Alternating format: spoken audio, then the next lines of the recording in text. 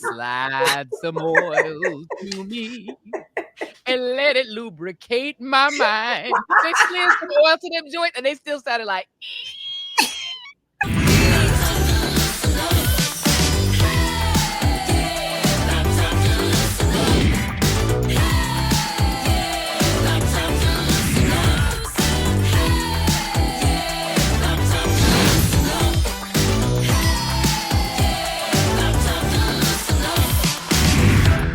Three, two, one. 3, 2, 1.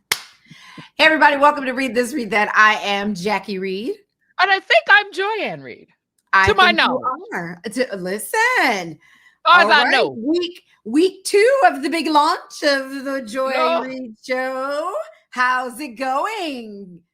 Are we doing our wind downs? Am I winding down now? Because let's wind down. I've got that looks Fever Tree ginger beer, but not. Normally, I would drink this with Uncle Nearest, but last night I had a headache, and I shouldn't drink alcohol when I have a headache, and it just made it worse. But I love me some Uncle Nearest, baby. Normally there will be Uncle Nearest right up in her, but right now it is just the Fever Tree, just the ginger beer from it to me. I feel like you are drinking less and less alcohol these days. Less and less. Oh, it got me.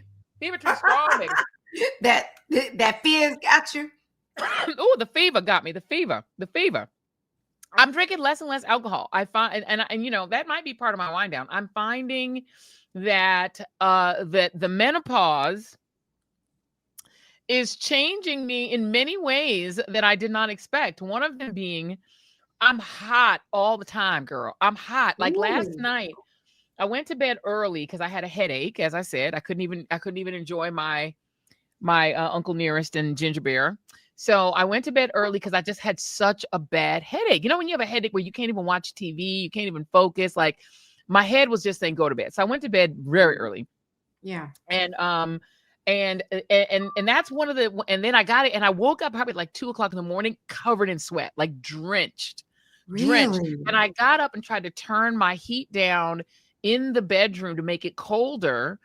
But it just couldn't get cold enough. I was so hot, and I'm usually so cold that we have one of them sleep number beds that you can put the feet heat on. You can make your feet heat. We've talked about the hot feet. I love my hot feet. I can't take the hot feet right now. I am in this mode where I'm hot all the time. I'm boiling. I'm fanning myself. I have multiple fans. I have to have a fan in every room, on every table, on every desk. So I have electric ones, play ones, regular ones. Is this new? Yes, it's like it's getting worse. My menopause, I've been in perimenopause for about 3 years, weirdly enough, about 3 years. And it started with hot flashes, but they will be like every couple hours. But now, as of now, the hot flashes are like every hour and sometimes every half hour. I can't even get through a hair and makeup session, getting hair and makeup done, because halfway through they're having to blow a fan in my face because I'm boiling hot and sweating off my makeup. What? It's intensifying. Whatever's happening with perimenopause, maybe it's moving to menopause, but I am still getting my periods. So it's still peri. And when I tell you menopause is taking me out, y'all, my wind down is my body is at war with me. The other day I was walking down the stairs, and it was like my knee was about to give out. I was like, why is my knee buckling? I am sore all over my body. I have body soreness that I don't even know where it's from. I have not exercised, lifted. Jazz has not seen my ass for almost a year. Yeah. It's not because I'm exercising. I'm not doing anything new, but I will wake up with a different ache or pain every day in a different part of my body. My body hurts all over. I'm in pain and I can't drink. And you know, I love me a cocktail. Yeah. I can't handle it. The most I can handle is champagne. And even that I've limited. So I found that my liver is saying no to alcohol. I'm having to probably get me some prima pave because I just need it for my emotional health to have my little cocktails. Yeah. But I can't drink. I can't eat certain things. I'm getting lactose intolerant. Yeah. This is crazy. It's like my whole body's at war with me. So my wind down is stop the perimenopause. I want to get off. Well, this means you got to take a trip to your doctor. Yes. I would suggest, and also find a holistic person in your life or in your area so that you can do some natural things as well. Because it's probably something your body's probably changing, and there are things that you can do. You were talking about the alcohol. There's some things that you're going to have to cut out and change and do more of and less of to adjust.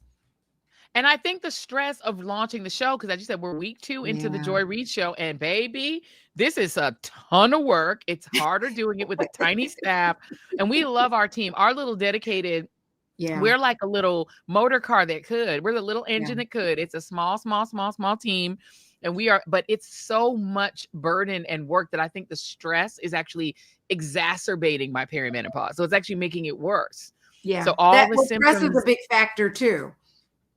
Exactly. So I think it's just getting worse. So my perimenopause is help.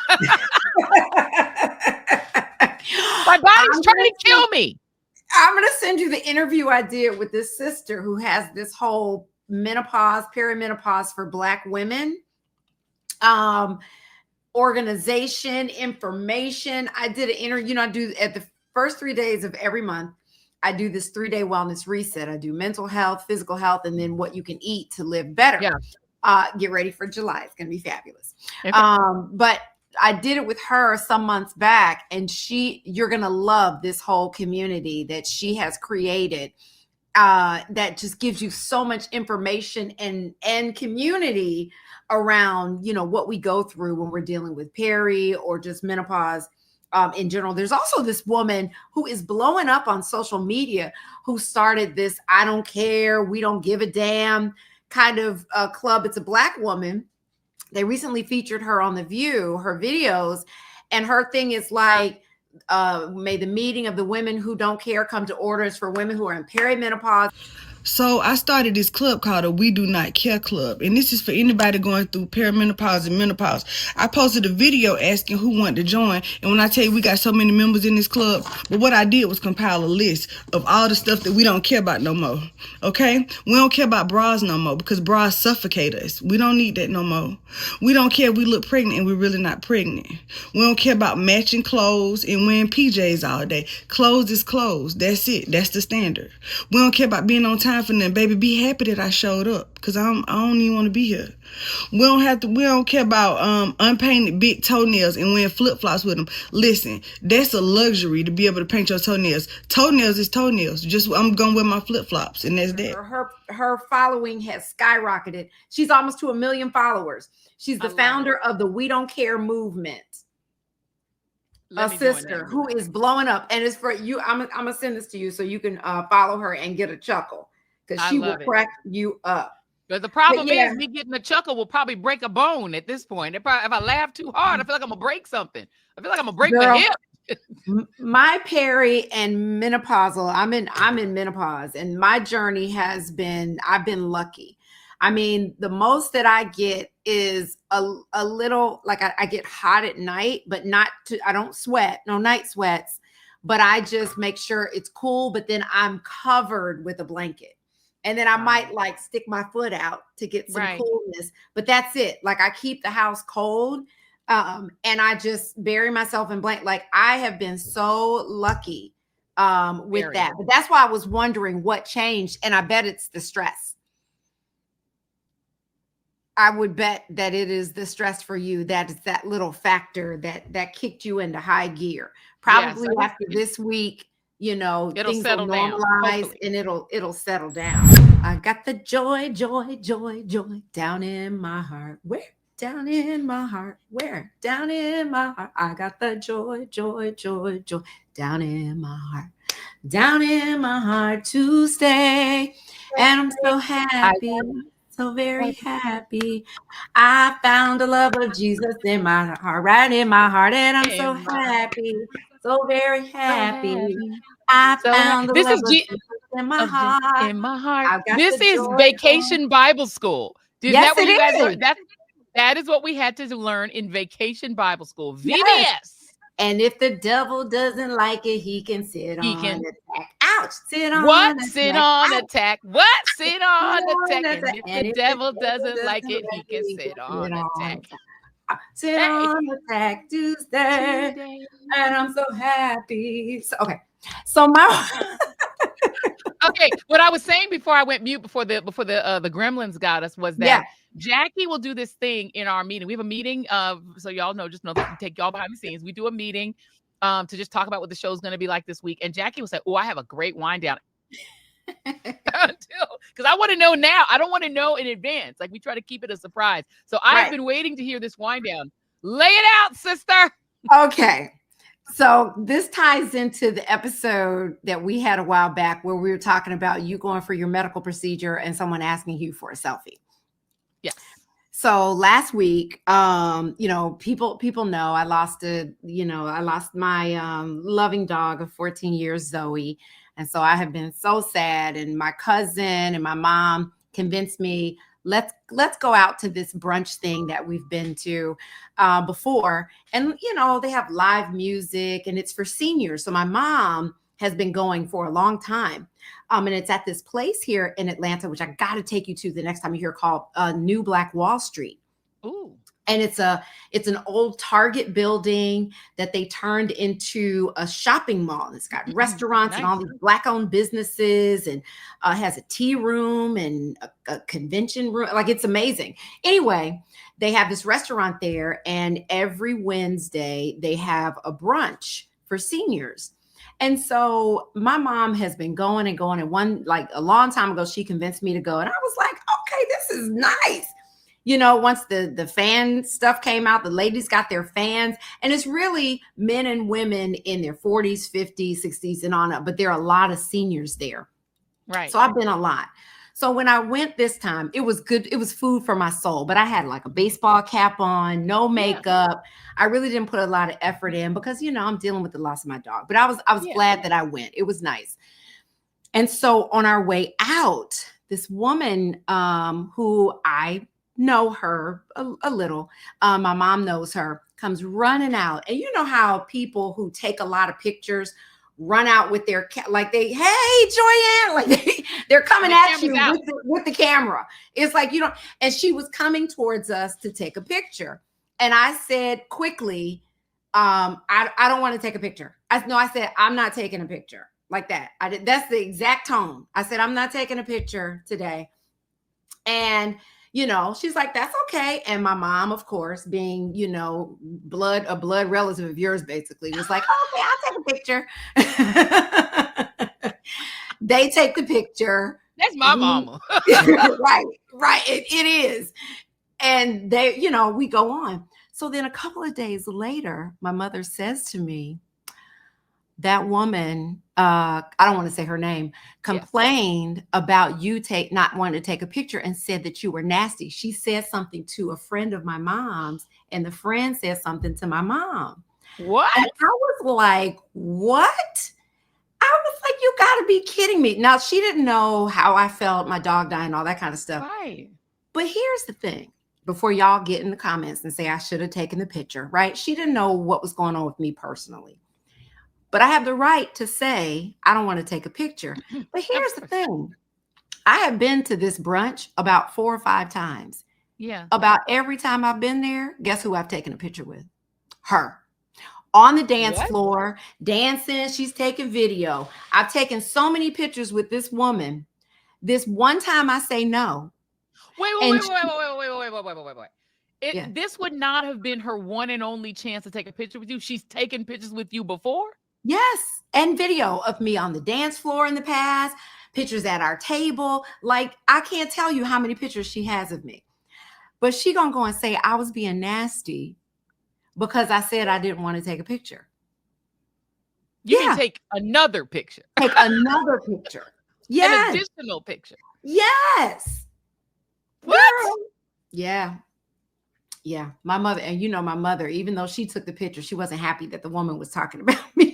Of course. No, she got to get her mama bear thing on. The thing about that is, first of all, there is a thing about wanting to document everything that happens all the time, which I have to actually wind myself out of, because what happens is if you're constantly, there's 2 parts of it. Like, I love to document everything, because, you know, when my mom passed, we lost all of our pictures. You know, everything is gone because the guy who had so that's why I don't have photographs for our previous show that we talked about there. I really don't have kid pictures of myself because everything is gone. And then my cousin, my damn cousin, what little else I had, he threw it away when he moved into my uncle's house. And my uncle was storing my stuff. And my cousin literally just threw my boxes away. So I have no pictures really of myself as a kid. And so, and I don't have any childhood picture memories.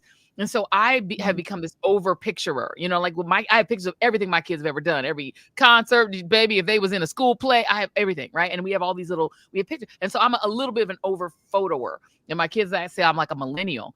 And so I do tend to be to overdo it and try to document. If I go out, I do things, but I've been trying to wind myself out of that because number one, you really miss the experience you're having in the moment if you're constantly taking pictures of it, and therefore you don't enjoy it. Like you know, we went to Selma and we you know, for this commemoration, and I was trying to document it so much that I didn't really get to experience it, if you know what I mean. I took pictures with everyone, but I was also and this is despite the fact that Jason was shooting it, so I didn't need to document anything. You didn't need to take anything. Girl, I didn't have to take any picture. And at one point, Angela Rye said to me, and it was like sort of like a light bulb. She was like, just be in the moment. You do not have to document this. Like I was in journalist mode instead of being in the moment. Right. Yeah. And so she was so right. And I was so glad she was there to say, put your camera down. You do not have to take pictures of this. But so there is an oversharer in me. So I relate to that woman in that sense that you're trying to document every moment. But there's also a thing of I'm taking pictures to document things I'm doing. Right. And I'm not saying that everyone around me has to accept and participate in the documentation of these moments. And you cannot force someone else to participate in what you are trying to document for you. So if this person does not want to take a photo with you, it's their right. It's their right because this is their life that they're living. And I don't understand how you can say that somebody must participate in your attempt to document that moment. I think that's just not right. Or that they're being nasty. And I wasn't nasty at all. I even talked to her after. I said, no, she and my mom took a picture. And I said, you know what? I said, you should post a lot of your pictures on this restaurant's website. I said, because every time I see you, you're taking photographs and video. You must have some. And she said, you know, I do that. So we even talked a little bit after. You know what I mean? And also, by the way, for y'all, and also for people who in the comments, I've been with Jacque when Jacque has rejected photo taking of me. And she is the most firm but polite person, period. I love the way you do it. Like, you could be a publicist because the way you do it is you're very firm, and that person ain't getting that picture. You've made people delete pictures. I've been there, but you do it in a way that is so polite. It's kind but firm. It's not like you're nasty to people. You're just like firm. And I mean, if people cannot accept firm and they think firm is nasty, that's them. That's not you. That's not on you. But people feel like just because they want to take pictures that you also always want to take a picture. And I just, you know, in that moment, I just was not in the mood to be posing for photos. You know what I mean? Just died. Everything I had to get to go to the restaurant. And I was happy that I went. But I sat in the back with my family. You know, my cousin was there, and it was, you know, it was good to get out. And the band that they had, they always have a great cover band. And they had this woman, I don't remember her name, but she had beautiful silver gray hair. Girl, she had on this micro mini dress. I said, go ahead, girl. She had to be in her 60s or 70s, had to be in her 70s or maybe 80s. I don't want to, you know, because you know how black don't crack. Good black don't crack. Good black don't crack. Baby, her legs were beautiful. And she was out there singing. And that band, girl, they did Boots on the Ground too. And everybody, and people are up there dancing. And it is such a good time. And I did not dance. I've gotten up and danced before when I've been, but I just wasn't in the mood for that. Sure. But I'm telling you, this place, I'll look up the name and put the link in our thing. But it's such a great experience to go to. If you are in, you know, the Atlanta area on Wednesdays, they do a brunch every Wednesday. It's a live cover band. They switch out the bands. They have food included in the cover price. It is so much fun. People are packed on the dance floor. And it is a good time. It is a really, really good time. And it's at the new Black Wall Street, which is a place that I hope revives itself, because this brother who started it, it was an older gentleman. He died maybe about a year ago. And since then, I've heard that it's been struggling, but it's such a great concept. It's all these, it's various sizes that you can come in and open up a shop. So they have a lot of sorority and fraternity stuff. They have a lot of HBCU stuff. They have a lot of organic things, candle shops, their clothing shops, shoe shops, bags, but they're all entrepreneurs, all Black businesses. They have sports stuff there. And so if you are in that area, go to New Black Wall Street, support what they're doing. There are restaurants there. They have a great vegan restaurant there that I go to all the time and eat up their food. It's such a nice place. They have a great hall in the back. That's what I meant when I said convention center. They have a great hall that you can have meetings of, large groups. They have a little tea room. It's a huge area. If you think about a mega Target, right? They just took over that space. And I love that they call it the New Black Wall Street. And they're really trying to do something. They have a podcast studio there. Nice. Yeah, it's amazing. But I'll be back there on some Wednesday because I love going there. But yeah, girl, she thought I was being nasty. I was not, but it is my right to decline your photographs and videos, especially since, I have taken so many before. With her. With her. She has a whole archive of herself with you. Girl. A full archive. Don't get me started. Do not get me started. But yeah, girl, that's my little whiny wind down. But it's it's not whiny. I think that's legit. And by the way, people don't understand, like, literally when this dog baby died, we didn't do a show. Did y'all notice we skipped the show like that? Because Jacque was distraught. So it's like if somebody, you just don't know what somebody is going through is what you got to realize. You just don't know. People are human and people are going through stuff. And you just don't know what somebody is dealing with. So just keep that in mind. Well, you have to if you see people in these streets. Yeah, you have to give celebrities are people too. And, listen, just because you're a public figure does not mean that you're not dealing with something. What happened to you earlier that day? Did you just go through a breakup? Did you just lose a loved one? Did you just lose your job? I mean, you just never know, you just don't know. What people are dealing with. And I try to remember that when I ask people that I admire for photographs. You know what I mean? I really got out of the habit of doing it just because I'm not a fan of doing it too much, depending on what I'm doing. Like if I'm there for an event, okay. But if I'm in a private moment, then I'm at church. And it's interesting. I've gotten less. I mean, again, I've walked myself back. I mean, there's people who I've met, even recently where I'm like, oh, I should have got a photo with that person. I told y'all about my story about not getting one with Jay-Z that time. Yeah. And, but I don't regret it in a way because I actually had a genuine conversation with him. We recently met. We're at a thing for Dave Chappelle. We got the chance to talk, and I got just to actually really talk to him. He's a fascinating, brilliant, wonderful person. Did I need to stop him for a selfie? I don't know. We took some photos. We ended up taking photos, and those photos are out there, and that's fine. And I'm glad, but it's like it's more important in some ways to have that genuine moment. And I understand that not having it archived in a photograph is less satisfying in some ways. But in other ways, like, Prince would not let you take photos at his concerts. I remember every Prince concert I've ever been to. We could not take photos. There are no photos of it there. And I did not take, I accommodated myself to his wishes that we not photograph him. So I did not, but I remember every moment of them shows. Trust me. Because when you're taking, and people talk about this, a lot of people watch concerts through the lens of a phone, as opposed to just really taking it in. You know what I mean? You're so, trying to get the right this and, oh, let me check it and look at this. And it takes you away from the experience. And you also, you brought up a good point when you're at places like the Dave Chappelle thing where you were recently with Jay-Z. There are other people there. The Selma thing, people are already documenting it. Other people are documenting photos of it. You don't have to. Right. Yeah. And sometimes a lot of people take photographs and they stay in their phone. And you never look at it again. Right. Girl, when we went to the Usher show, to the Usher show and I took all these photos. Girl, I ain't looked at them photos again. I took all this video. I'm like, what am I taking this for? After a while I stopped because I'm like, I'm burning my phone out. I'm never going to go back and look at these videos. I'm literally never going to go back and watch these videos. I experienced the show. We left early and I left. That was it. That's enough. I mean, Girl, don't get me started. One thing, I've had so many experiences. You have too with celebrities that I don't have photographs, but I have the memories here, and it's enough. The photos that I do have, girl, I don't know where they are. I have no idea where they are. But anyway, that's my wind down. That's your wind down.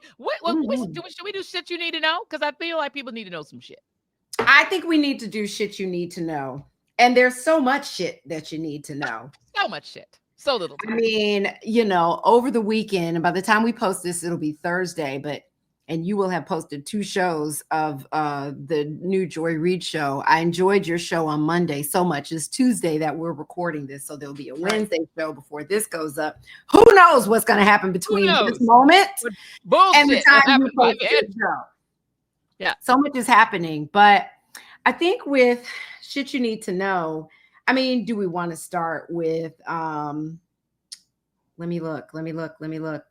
My mind is just gone. Oh, so we want to talk about police presence, ICE presence, and I think Black people, brown people, all of us need to be better prepared for these potential experiences. I think there are a lot of people, and you tell me, who still feel like, it's not going to happen to me. This is not going to happen. But that Donald Trump just put out something where he's going to increase ICE raids in New York, LA, and Chicago, right? Even though he thought he was saying that he was going to dial it back. And then all of a sudden, now he's like, nope, this is what we're going to do, even though they don't have the money to do it. Right. ICE is underwater and, struggling for money, in the red, as they say. Mm-hmm. But you were saying to me when we talked about this on our call yesterday, that because we were kind of talking about whether or not we should talk about preparing yourself for an potential encounter with police. And I was like, well, shouldn't it just be ICE? But you were saying that along with ICE often comes the police that are a part of a lot of these kidnappings that are happening, or altercations, and with people protesting more, they're interacting with police because they're definitely a part of that in monitoring unnecessarily, protesters that are out there peacefully protesting. So I think we wanted to just kind of talk about whether or not that's something that people should be concerned about. And you say, yes, you feel like this is going to be a problem for everybody. Absolutely. For 2 reasons. Number one, for a reason that you and I both talked about, you cannot be on the sidelines in fascism. You just can't. You may want to sit on the wall and sip tea and say, F them Hispanics, they voted for Trump. Okay, you can say that if you want to. But when I tell you it always comes for you, it just never works out the way that you can exempt yourself from fascism. You can't. And we're in fascism, and we are in it. Like, it's happening.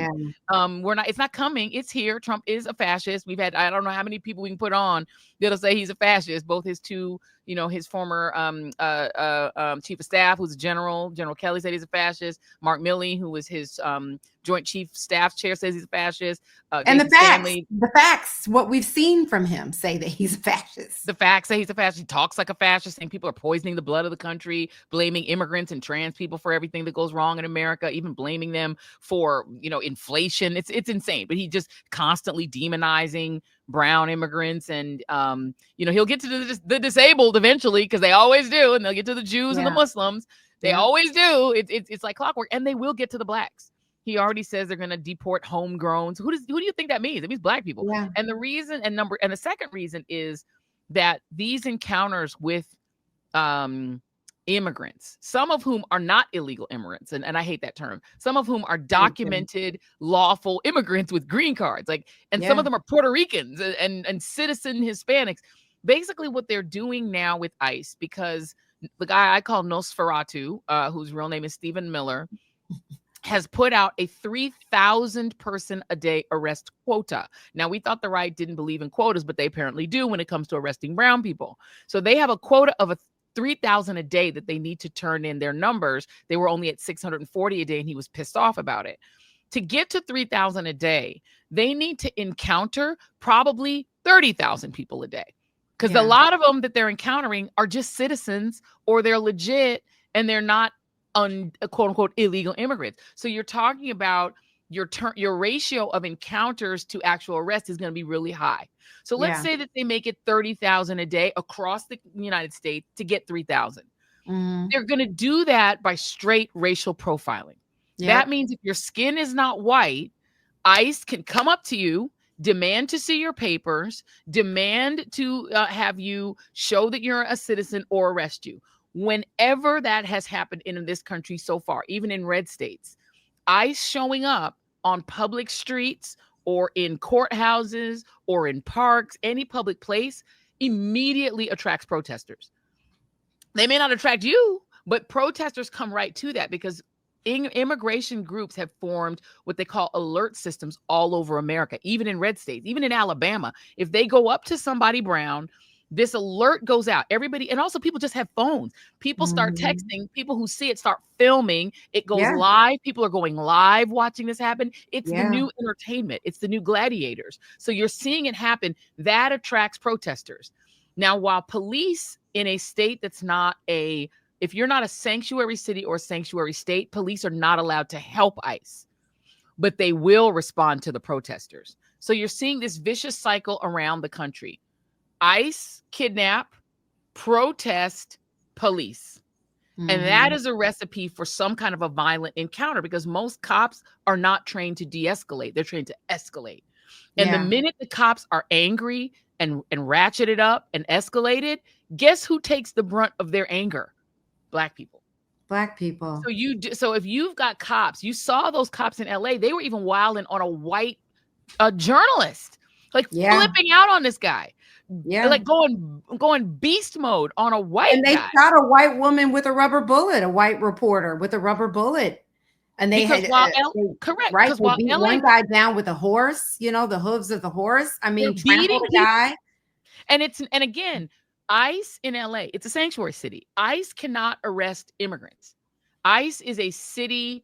ICE is a federal thing, and the cops are local and state and city. So they are not interacting with each other. But what's happening is the vicious cycle: ICE kidnap, protest, cops. The cops are responding to the protests. And then the protests are what they're getting pissed off about. And there's never been a time in American history when police have responded well to protests. They never respond well. They go too far. They get too angry. They get hopped up on adrenaline. They man jeans kick in and they start beating people, hurting people, stomping people. So so that's why you have to care. Even if you don't care about thing one, which you should if you have a heart, you should care about the kidnappings. But let's say you don't. Let's say you're like them Hispanics earned that. They bought it. They paid for it. They got it. Okay, fine. You don't care about that. The part 2 and 3, the protest, let's say you don't care about the protest. Okay. You're like, let them Hispanics protest. I don't care. Okay.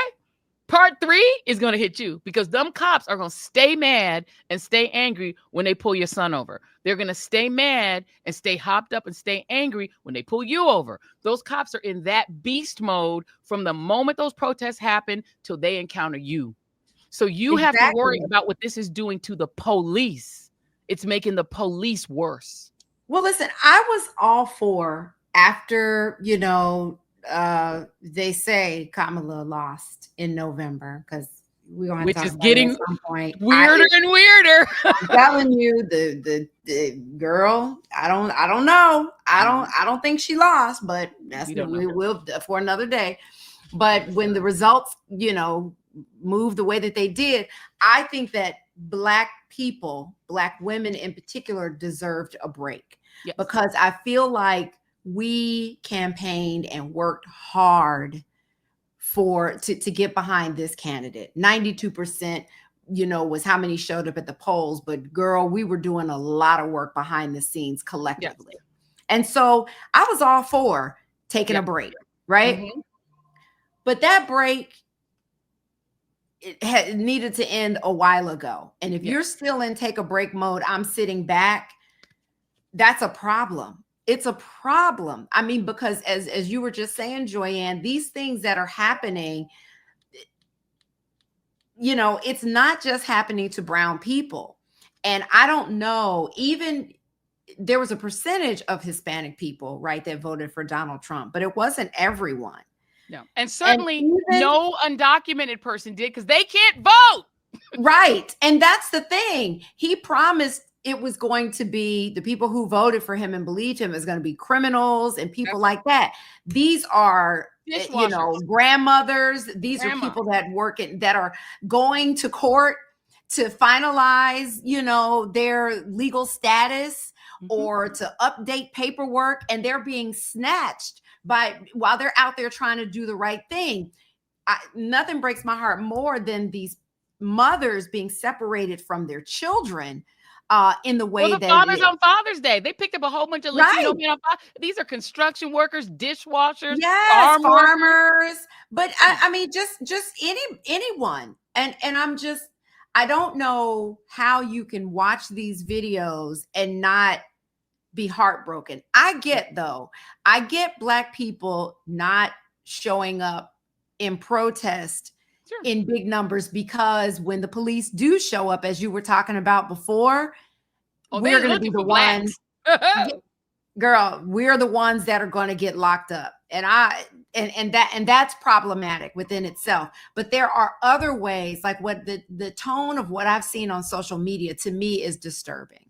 I know you posted a video last week about this very thing. And within those comments, there were people like, girl, you can miss me with that. Yeah. I don't get that. I don't agree with it. One, we should be informed. I think the step one is we need to understand what's going on. It doesn't help you to completely tune out. And I know there's a temptation when the bad things are happening to just kind of go dark and say, I'm only going to watch Tubi and I'm not going to pay any attention. I'm just going to watch The Housewives and I'm going to forget everything else. You have a right to watch The Housewives and watch Tubi. You should enjoy your life, but you need to remain informed, because what you don't want is to have these things hit you like you walked into the street and got licked down by a Mack truck, right? These things are going to hit you regardless. And we always know that when America catches a cold, Black folks catch pneumonia.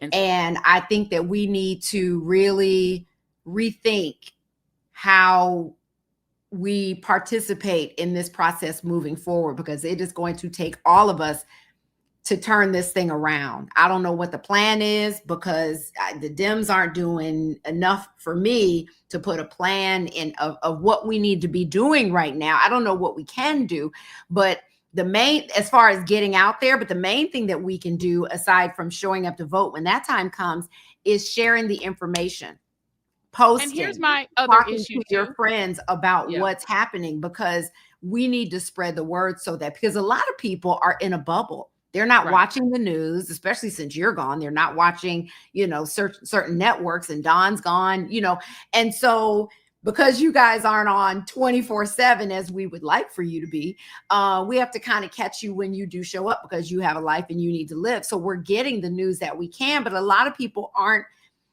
leaning in. You know what I mean? They've just unplugged completely, and that's problematic. It's a problem. And the other piece of it is, too, this is going to affect you in every way possible. The mass deportations are causing people not to show up to work, which means businesses are going to shut down. That is going to make everything more expensive. Go get a fan. Would you get a fan? No, I know. I'm about to go get a real fan. But this is cute because it has my face on it, and I like it. And so this is going to affect you one way or the other. If you've noticed food getting more expensive, it's because farm workers are not showing up. 40 some odd % of farm workers are undocumented, and I think that's an underestimate. They raided a strawberry farm in Nebraska. That means every strawberry farm person it gets around. They all find out, they're raiding farms. People are just not showing up to work, which means food's going to get more expensive. They're raiding meat packing plants. You like your Popeyes? That's going to get more expensive because meat packing plants are full of Latino undocumented people from all over the world who come and do that meat packing because you ain't doing it. So your food's going to get higher. You're going to see more negative encounters with police all over the country. Police are going to act worse. In every way, this is impacting you. And when it comes to this idea that Hispanics voted for Trump, I smell a rat. There was a concerted media effort to make it appear that Donald Trump's victory was because of Black men and Hispanics. And they were really determined to make it appear that it was Black men and Hispanics because the media writ large does not want us to say that white people did this. They want people to say Black men and Hispanics did this. Why do that? Because then it spreads the blame, so that the blame never turns us against each other and gets us to fight each other. And it is a huge goal of fascism to get all the vulnerable minorities who are going to be impacted to fight each other and not fight the fascists. And so if we're all fighting each other and and also one of the main goals of the right throughout the history of the United States has been to shut Black people up, because we are the moral conscience of this country. And if you can get Black people to stop, then you can almost do anything you want to the rest of the country. There's a reason that the guy who's the head of the ADL, the Jewish organization, the ADL, that's supposed to be a universal civil rights organization, but that's very, very, very pro-Israel. He came out with a statement in which he attacked Black Lives Matter, like out of the blue. Like, why are you attacking Black Lives Matter? Really? Well, yeah. And it came out, and I don't know if the audio is recent or if it just came out recently. I posted about it on Instagram, and he attacked Black Lives Matter specifically and named them among the people he's claiming are pro-Hamas, which is absurd. What? But there has been complaint before from within the world of people who are ardently pro-Israel that it's Black people signing up to be pro-Palestinian that's a problem.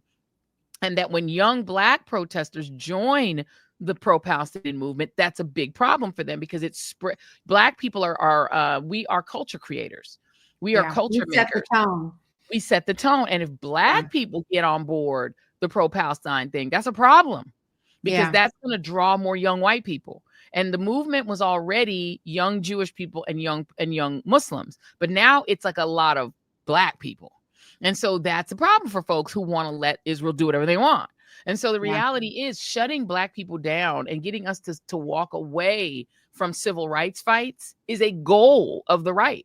And so we don't want to play into their hands and give them what they want, which is our absence. We need to be vocal and loud, even if we're not in the streets. Plus, the goal has to be collectively to defeat MAGA, to defeat Donald Trump. Look at all that's already happened to us with the erasure of DEI. Yeah, and that's the same right wing that's hurting them Hispanics. HBCUs will be next. I mean, there's so many ways that we're going to be hurting all the government jobs that they got rid of. Those, Washington, D.C. federal jobs that they got rid of impacted a lot of Black people. We're already being impacted. So we have to be working together to defeat Donald Trump and this whole Project 2025, this whole regime. We have to come together. I don't know how. Oh, there's the bell. There's the bell. Well, let's move on to our other topics that we are talking about, and we got some really good ones. Number one being some awards gone wrong. And we can start with the Grammys making this announcement that they are creating a new category when it comes to country music. It's called Negro country. Let's make a Negro country category. They are doing that? Could it be that Beyonce won the Best Country Artist Award? Could that be it? And folks are mad about it. We'll just make a Negro country category, and then that way the white people can keep winning the country music awards. So here's what's happening. So Beyonce, of course, made history back in February when she became the first Black woman to win Best Country Album with Cowboy Carter. I hate that I missed that concert, but me too. I'll live. She said she was shocked about it, but now the Grammy Awards, not even a year later, announced that they are creating a traditional country category and a contemporary country category. Basically, they're going to create a ghettoized category that Shabuzi and Beyonce can win. And Lil Nas X. Lil Nas X. They can win that one. Yeah. So people are, of course, complaining and criticizing the Grammys. And the Grammys are like, no, we're doing this so that more people can come into, and share what country music is. So there can be more creativity and all these things. And some people were saying, well, they've been trying to do this for years. Listen, I always go to Keith Urban, who is Australian. And is one of the biggest country artists in the world. And did they change for him?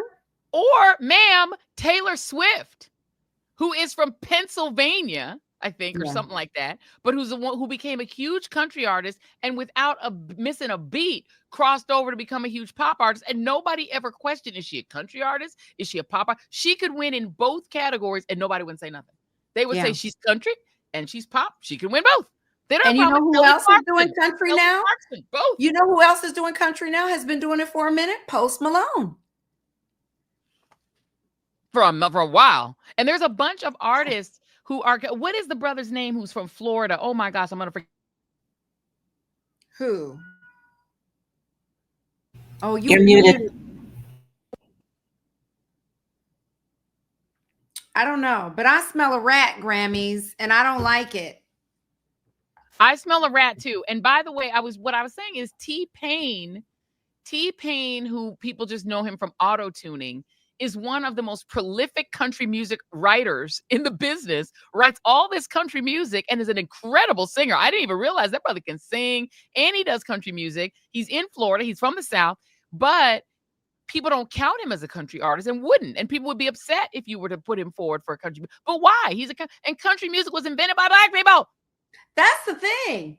It is amazing to me how country music is just really fighting so hard to remain, the theme music of white America and just trying to stay so white. Because when Beyonce went there, when was it where she performed the CMAs? Formerly she was cut out of the CMAs. Well, no. She performed with the Chicks like in 2015, 2016. And that's where all of this started for her, because she felt like she was treated so poorly at the CMAs after that performance, the backlash that she got. She was like, you know what? That's what started Cowboy Carter. She was like, I'm going to do a country album. And as she researched to prepare to write and do this music, she decided, you know what, not only am I going to do a country album, but I'm going to tell the story of Black people in country music from the inception of it to present day. And that's why if you listen to Cowboy Carter, it really is the story of the Black experience within country music. But that's why she did Cowboy Carter. But it also has Dolly Parton on it. Like, I mean, it's like she has some of the greatest country artists, and she has who's the little girl, whose daughter was Achy Breaky Heart, the Achy Breaky Heart man. Oh, Miley Cyrus. Miley Cyrus. Yeah. And she was both pop and country. So she mixed it. She had Black young country artists. She had Shabuzi. She mixed it up. She had classics in both. Because here's the thing. There's only one kind of country music. There's not traditional and contemporary. It's all country music. And she's from Texas. You had John Schneider, who used to be in the Dukes of Hazzard, a show that celebrated the Confederate flag, criticizing her, saying she's not really country. John Schneider's from New York. Yeah. He's not from the South. He's not country, but he's like, she's not country. It's like, bitch, you're from New York. You're not country. You just played a person on television. Country music to me, which is why I don't mind Keith Urban being from Australia and being a country music artist. It's about a sound, right? It's about the instruments. We know that the banjo, which is big in country music, was created by, based on the instrument by Black people, so you can be from New York, you can be from different places and still create country music, right? Correct. You don't have to be from New York to do hip hop. You know what I mean? Correct. Even though there it was found to do rap hip-hop music, you can be from all over the country. Listen, girl, some of the biggest hip hop is coming out of Atlanta, Florida, St. Louis, Texas, California, and hip hop literally came from the Bronx. Right. So when we say that if somebody is from St. Louis or Georgia, that's not hip hop, of course not. Yeah. We would sound insane. What if we were to say that we would create a separate category and give what's his name from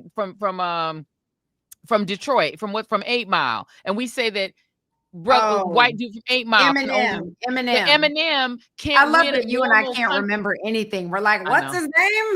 What's his name again? No, because of menopause. But menopause is taking my brain out. But right, if we said if black people were to say that Eminem has to win a separate category of hip hop, everyone would say black people were racist and crazy and insane, and people would get very angry if he was, or if Macklemore was not allowed to win a hip hop artist. But black people are like, yo, why is Macklemore winning all? The Grammys does that too, because the Grammys will give all the hip hop awards to Macklemore and Eminem. Yeah. And give it to, Vanilla Ice or whatever, and ignore black hip hop artists to give white people the award. So to me, it's the same vibe that you're seeing among the Grammys now. They would not hesitate for a moment to give Eminem all the statues for hip hop, but it freaks them out for Beyonce to get 1 year get a Grammy for country. Give me a break. After they denied her album of the year for years. Forever. And gave Taylor Swift that like 8 times. Come on, y'all. I mean, Grammys, it's ridiculous. Get out of here. That's why I don't watch. I don't. I'm not a big fan of the Grammys. I'm disappointed that they did this, but we need to just stop giving them our time and attention. But I mean, the snub to Beyonce or the disrespect to Beyonce after this, you snubbed her from album of the year all this time, and now you're going to change the country category just because she wins. I can't with them. It reminds me of, which was the young black gymnast who did like a triple flip axel something, and then the boards banned it. They banned it because she did it and no one else could do it. Simone Biles did like a 8,000 flip thing, and they're like, well, that's illegal. We're going to make that illegal because none of the other people can do it. So now you're going to make it illegal just because she's the only one who can do it, so the black girl can do it. Or like the sister Coco Gauff, who just won the French Open, and the little white lady she beat is like, yeah, but if the other lady had won, she would have beat her. The other lady already lost. And it's like, what are you talking about? You lost to this lady. It's like, well, she didn't really win. I just lost. That's the same thing. You lost, lady. I mean, I couldn't believe that news conference. And then she tried to clean it up with a statement, and she did no such thing. She was still like sour grape city. I'm like, girl, you get out of here. Lost. Coco talked about how she felt just the meanness of the crowd there. When she was there at they were rooting for her opponent. Tennis. Welcome to tennis. I'm so glad Spike Lee was there in the audience. It's like, bottom line is, you lost. Okay. It's just like Donald Trump, who can't admit that old geezer beat him. He beat you, man. You lost. And Coco Gauff beat that lady, and she needs to take it like a grown-up. You lost. And the other lady would have lost to her too. You want to know the evidence of that? She didn't even make it to the finals. So, and you had the tennis world, the tennis press, the official tennis press, saying that the lady who came in third was going to be the winner, even though she was ranked like 300th or something. And they just presumed she was going to beat Coco Gauff because Coco Gauff is black. It's the same thing the Serena and Venus went through their whole careers. They're now doing it to Coco. Yeah. Enough already. Black people are outstanding. And when we are outstanding, just give us our flowers and shut the hell up. Yeah. And I like country music, but it really turns me off to the whole genre with the way, like CMAs, I'll never watch them again. Never. You know what I mean? I grew up, I'm in Georgia. You know what I mean? I grew up listening to a lot of country music. I mean, we're all familiar with it, and it's our music. Charlie Pride. I remember him as a kid. Yeah. I'm so turned off. Lionel Richie did a whole country album, which is one of the best country albums out there, as is Cowboy Carter. Beyonce is the best country artist in the world, period. Yes. Period. With a T. Let's move on to some sad news and talk about the death of Ananda Lewis. Journalist Ananda Lewis, who started out on Teen Summit on BET back in the day. I actually never met her. When I came to BET, she had already moved on to MTV. I don't even know if she was still at MTV when I came there, or if she had moved on from there. I think maybe she was at MTV. Never met her, but knew a lot about her. Definitely knew her from those early BET days when she did Teen Summit so beautifully. And she Classic. went on and had an incredible career, was diagnosed with breast cancer, and it got to stage 4. I think by the time that she discovered it, it was at stage 4. No, third. It was stage 3 It was when at she stage discovered it. 3. Yeah, And because then she was not getting mammograms. Yeah.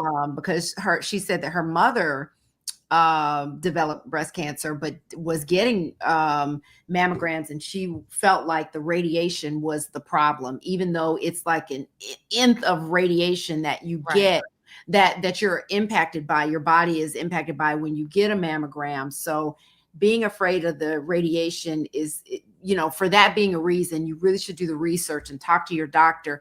Because I have a friend who does not get mammograms because of the radiation.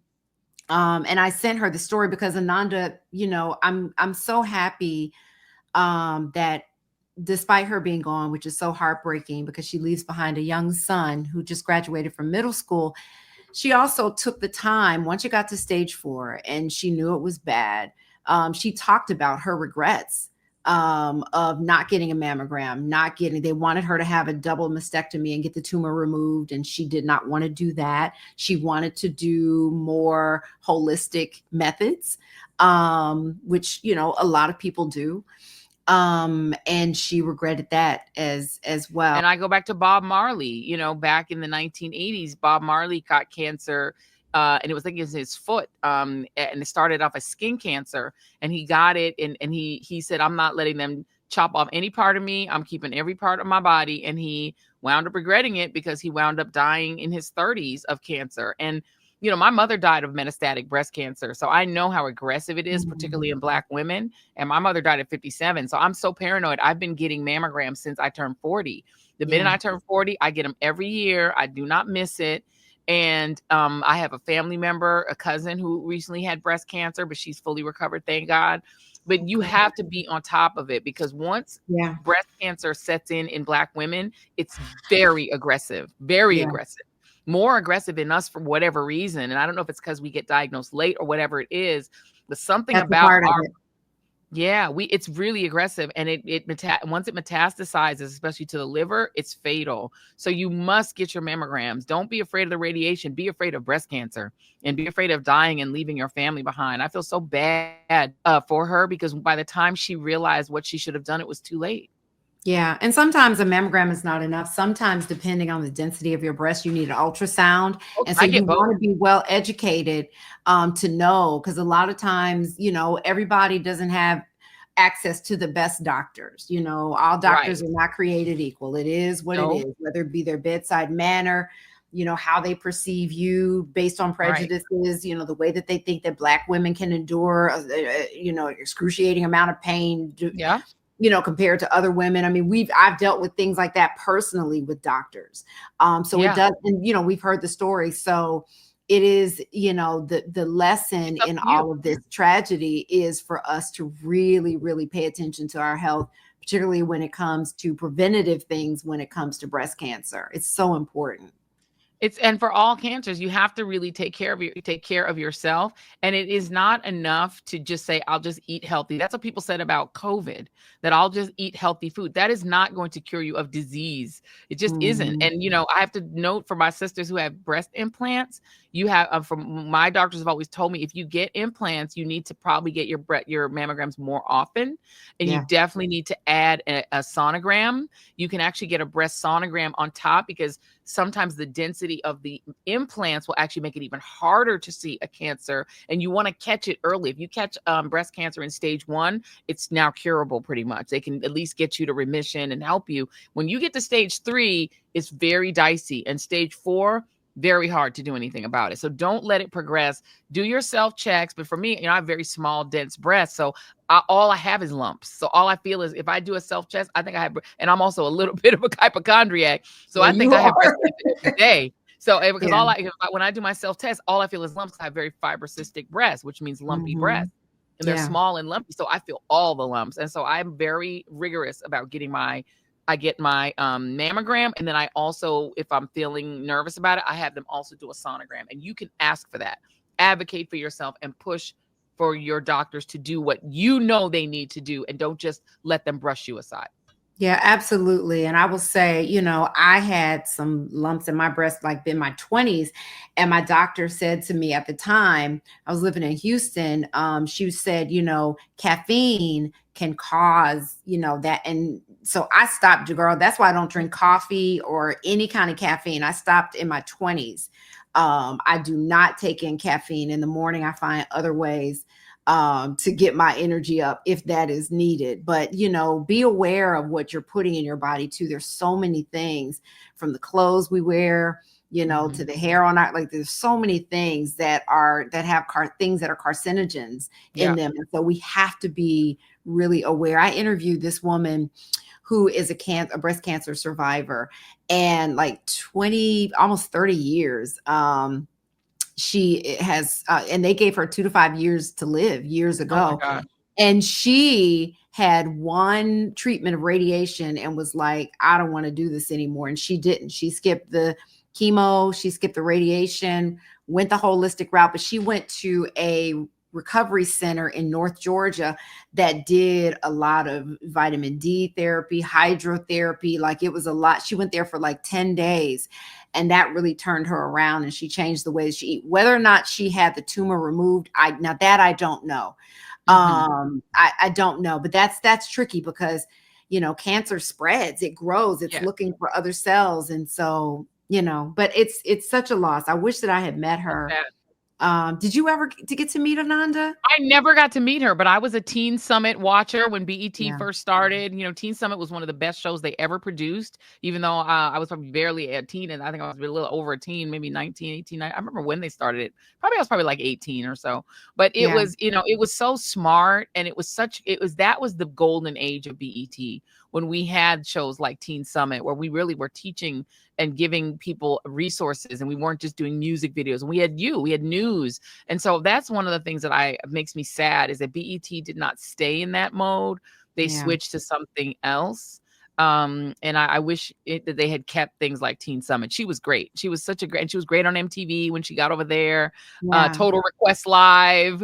And we just enjoyed her. She was such a talented, beautiful woman. And it's so sad. She was only 52 years old. She was in her early 50s. Her baby was is like 14. It's so sad. It's so sad he's without his mom. And she should still be here.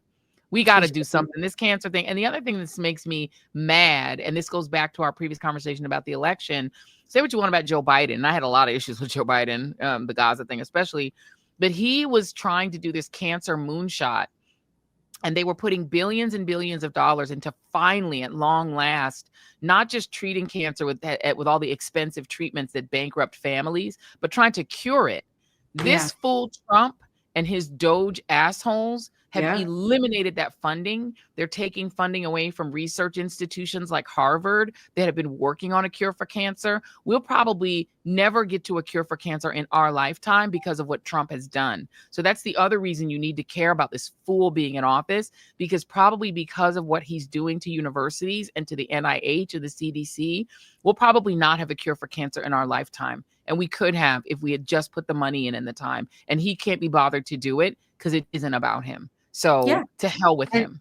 And speaking about putting the money into it, how much did his birthday parade cost? $45 million. All of that money should have gone to cancer research. He's taking money away from Harvard and other universities that are trying to find a cure for cancer and spending it on himself. That useless, goofy parade that was like a history parade, because thank God the Army was like, you ain't using us like this. So they made it as boring as possible. It was super boring because they didn't want to give him his goose stepping parade. And what was your favorite part? I laughed when I watched your show. What was your favorite part in the parade? Old ass tanks. I think I told y'all they didn't. America's tanks ain't for that. We have about 28 Abrams tanks. A lot of our equipment, that stuff that actually functions, is in Ukraine. We lent it to Ukraine, so we ain't got nothing here. So I had National Park Service sources who were telling me they were going through every museum in America, y'all, trying to find tanks so he could have his damn tank parade. And some of these joints don't run, they don't move. They had to oil them up like, slide some oil to me and let it lubricate my mind. They slid some oil to them joints, and they still sounded like.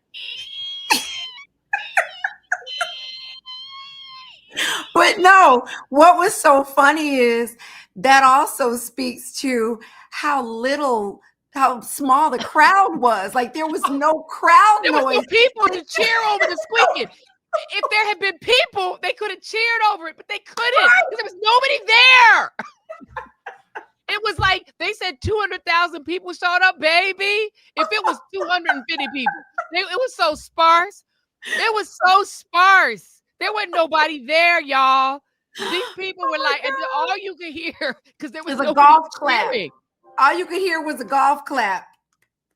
And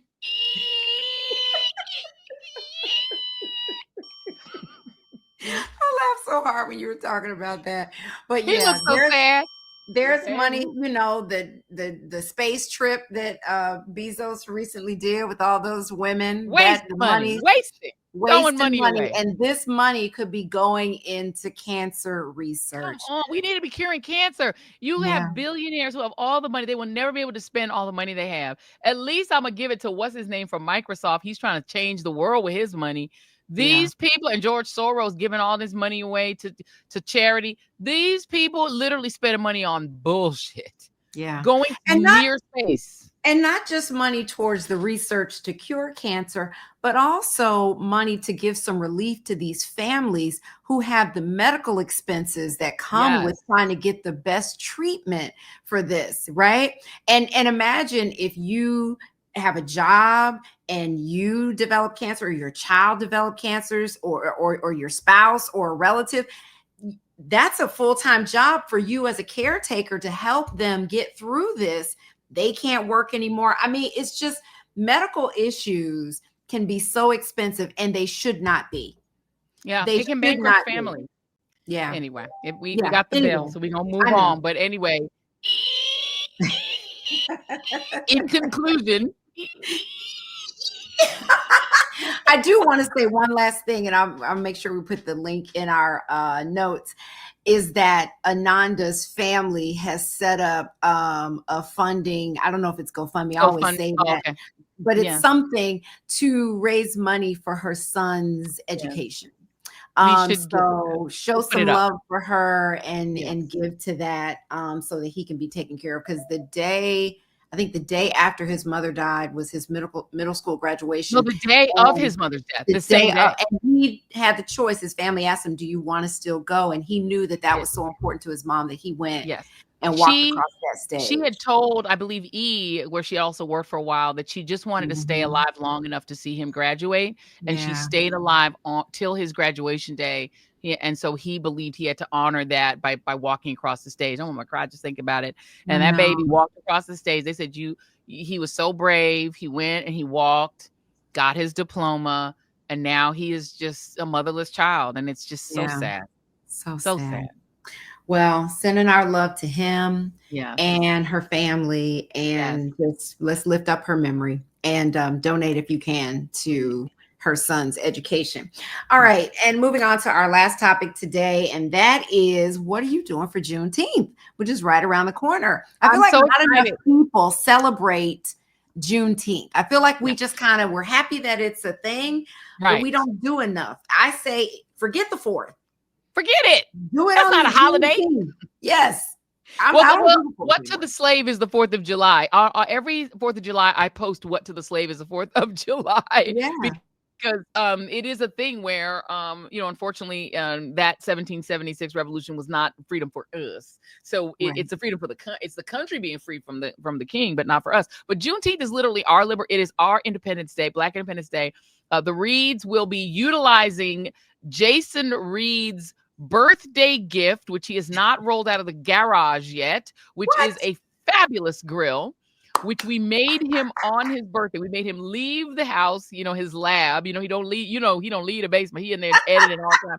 We made him come out of the house, go to the shop, and purchase in our presence, because we gave him his gift was, we gave him a credit, a gift certificate. Yeah. And the gift certificate was enough for him to get a grill, all the grill fixings, all the grill tools. It was like it was the most man gift ever. So he spent every dime, bought all the things, the clean the grill, the things, the charcoal. He's got all the stuff.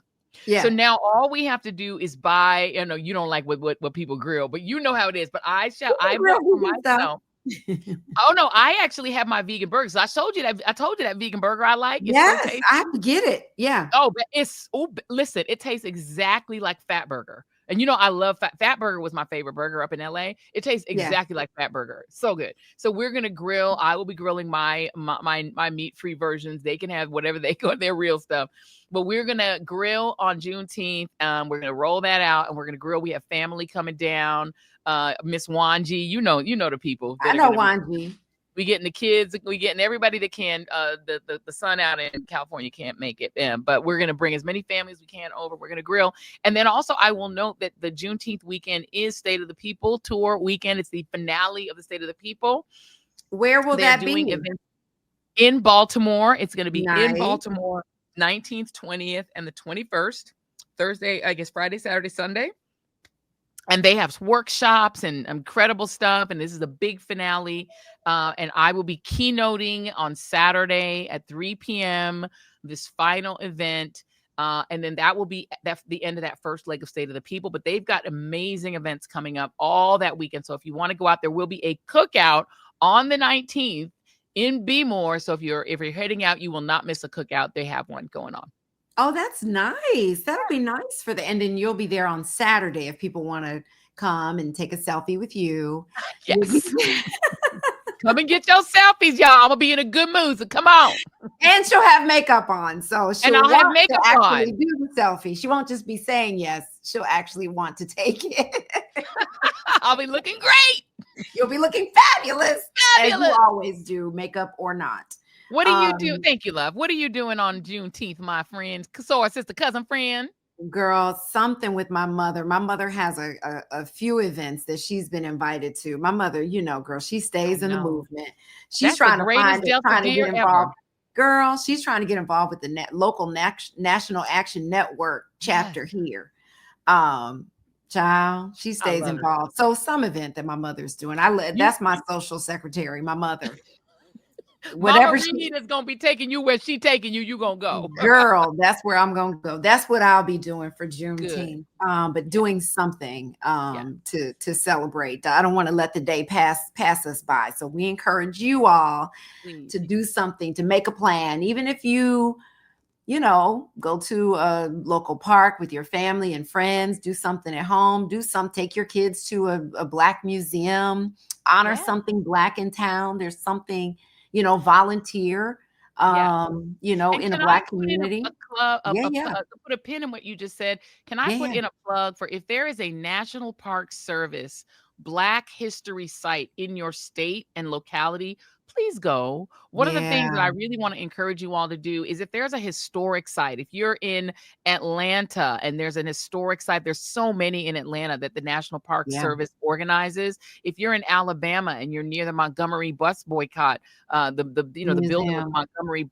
Montgomery bus station where the boycott started, visit those places. If you're in Jackson, Mississippi, and you're near the Medgar Evers home, visit it, because what we need to do is to demonstrate to this awful federal government, this terrible Trump regime, that these sites are valued and valuable. And they are trying to shut down and eliminate those sites. And they're also trying to distort the history that's told at those sites. And they can only do that if we're not present. This comes right back to what Jacque said earlier. This is a way we can be present in a way that's directly about us. If you want to devote your energy and time to things that are about us, these things are about us. They're erasing our history, y'all. If you're in Washington, go to the Arlington National Cemetery and demand to go to Medgar Evers' resting place. Demand to see Jackie Robinson's exhibit, because they need to hear from us that we value these things, or they will take them away and you'll never see them again. Amen. Amen to that, sister. You said that. So make your Juneteenth plans, you guys. Tell us in the comments what you plan to do on Juneteenth. We want to hear from you. I might try to go to Frederick Douglass's house. Saying that I'm going to take my own advice, because Frederick Douglass's house is here in this area. So, do something like that. Try to go to an historic site. And when you go, everybody, read this, read that, fam, so that we know that you are present, accounted for. Sign the guest book. Sign the guest book, because you want your presence to be documented. Please do that. I love that. I love that. All right. Well, that does it for this episode of Read This, Read That. We thank y'all so much for tuning in and joining us. And listen, please like, subscribe, and comment here on our YouTube channel. Follow us on social media. We're on Substack. Follow us. Show us some love. We love to hear from you. We read all the comments. and we pick the good ones that Jackie likes, and we're gonna definitely do it. Listen, and I'm gonna put a special shout out to our Substack. Y'all, please just go to readthisreadthat.com and sign up for our Substack. You're gonna get so much extra stuff. We want to make sure that you're on both. Subscribe to the YouTube channel and the Substack.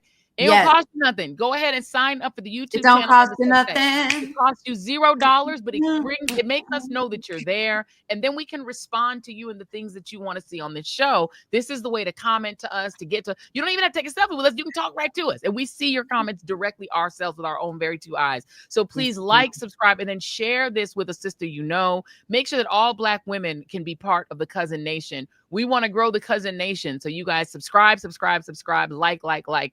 We also want you to make sure that you support this lady. Am I pointing the right way, Camille? Because it's backwards. Camille, which way? This way? Yes. This way. First, yes. And Jackie's wrong.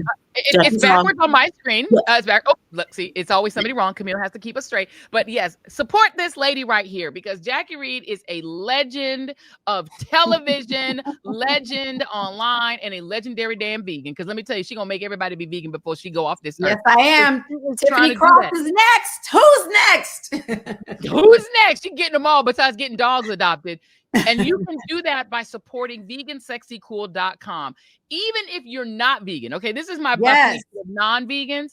Baby, when I tell you she put that fashion on there, and even if you don't think you're a vegan, you're going to put them vegan. I got me vegan bags because of Jacque. I've got me vegan jackets. She has the best fashion sense. So you want to support vegansexycool.com, but also the Jacque Reid experience, because all the stuff we can't fit into this show, that's where you get the extra stuff that Jacque has to offer. So please follow the Jacque Reid. Subscribe to it. The Jacque Reid experience, vegansexycool.com. These are your assignments. You need to do that. And don't wait. Do it now. Do it today. Yes, do it now, because our 3-day wellness reset is coming up for the 1st, 2nd, and 3rd of July, right before the 4th. So you can reset your wellness and get right on track. We're doing it over on JacqueReid.com. So go over there and check us out. And listen to me when I tell you to go to joyannereid.com and follow this woman everywhere. And you want to make sure that you go to YouTube to the Joy Reid Show and you subscribe, like, and comment.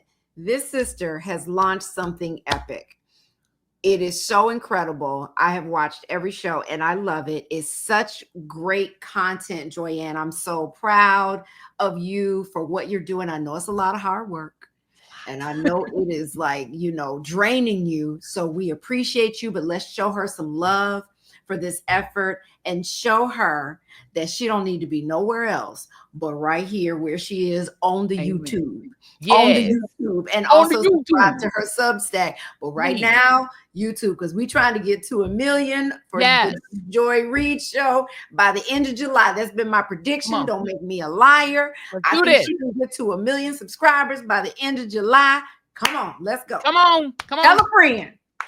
Tell a friend. Ooh, come on, everybody. Okay, you have your assignments, all the things you need to subscribe to. It'll take you 5 minutes or less to subscribe to all the things. And therefore, the Cousin Nation will be present and accounted for in everything. Thank you all for watching. We appreciate love, y'all. And we will see you on the next Read This and also Read That.